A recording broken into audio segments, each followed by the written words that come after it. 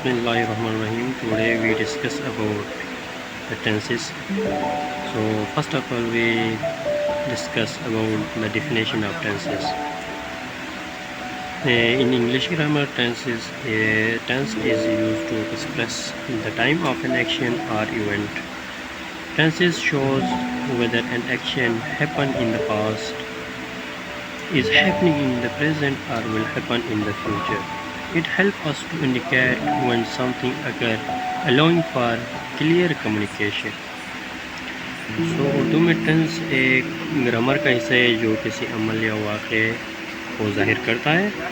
ये बताता है कि कोई काम माजी में हुआ, हाल में हो रहा है या मुस्तक़बिल में होगा। इससे बात को समझने में आसानी होती है।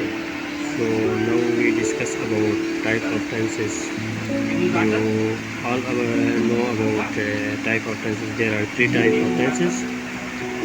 So first type is present tense, second is past tense, and the third one is future tense. So there are three types of tenses.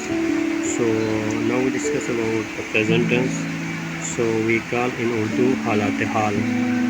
So it indicates action that are happening now or habits. For example, मिसाल के तौर पर she play football, and present tense में हम जब जुमला बनाए तो ऐसा होगा कि she play football, यानी वो फुटबॉल खेलती है. So now we discuss about past tense, यानी हालत माजी. So refer to action that happened in the past.